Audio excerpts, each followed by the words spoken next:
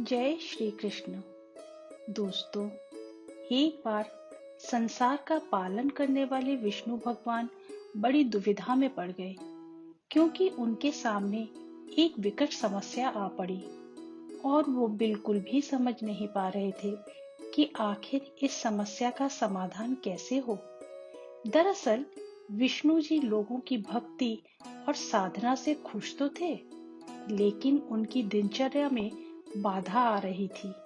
जब भी किसी मनुष्य पर विपत्ति आती तो वो भागकर विष्णु जी की शरण में जाता और मदद मांगता। विष्णु जी इससे बहुत दुखी हो गए।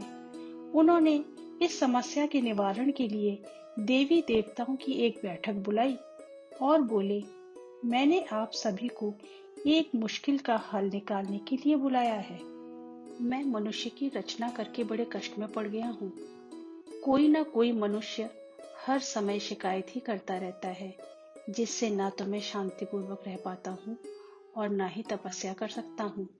कृपा करके आप लोग मुझे कोई ऐसा स्थान बताएं जहाँ पर मनुष्य नाम का प्राणी कभी भी ना पहुँच सके। विष्णु जी की व्यथा सुनकर सभी देवताओं ने पहले तो सोच विचार किया, फिर अपने अपने विचार प्रकट किए। कार्तिकेय जी बोले, आप हिमालय की चोटी पर चले जाएं। विष्णु जी ने कहा, यह स्थान तो मनुष्य की पहुंच में है, उसे वहां पहुंचने में तनिक भी विलंब नहीं लगेगा। ब्रह्मा ने सलाह दी, किसी महासागर में चले जाएं। वरुण देव बोले, आप अंतरिक्ष में चले जाएं। विष्णु जी बोले, एक दिन मनुष्य वहां भी अवश्य पहुंच जाएगा। अब विष्णु जी निराश होने लगे थे। मन ही मन विचारने लगे कि क्या मेरे लिए कोई भी ऐसा गुप्त स्थान नहीं है जहां मैं शांति पूर्वक रह सकूं। अंत में सूर्य भगवान बोले कि आप ऐसा करें, मनुष्य के हृदय में बैठ जाएं। ऐसा करने से मनुष्य आपको ढूंढने में ही उलझा रहेगा। विष्णु जी को सूर्य देव का सुझाव पसंद आ गया। उन्होंने ऐसा ही किया। वो मनुष्य के हृदय में जाकर बैठ गए। उस दिन से मनुष्य अपना दुख व्यक्त करने के लिए विष्णु जी को ऊपर नीचे दाएं बाएं आकाश पाताल में ढूंढ रहा है, पर वो मिल नहीं रहे। मनुष्य अपने भीतर बैठे ईश्वर को नहीं देख पा रहा है। इसीलिए ये कहना बिल्कुल सत्य है कि ईश्वर ही हम लोगों के आसपास और हमारे अंदर ही निवास करते हैं। हम ही मूर्ख हैं जो उन्हें कभी पहचान ही नहीं पाते।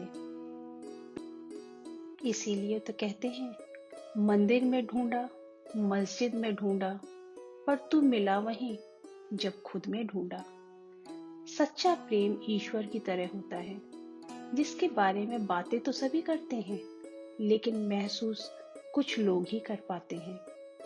ईश्वर के प्रति सच्ची लगन ही हमें ईश्वर तक पहुंचा सकता है, और उन तक पहुंचने का आसान रास्ता है ध्यान।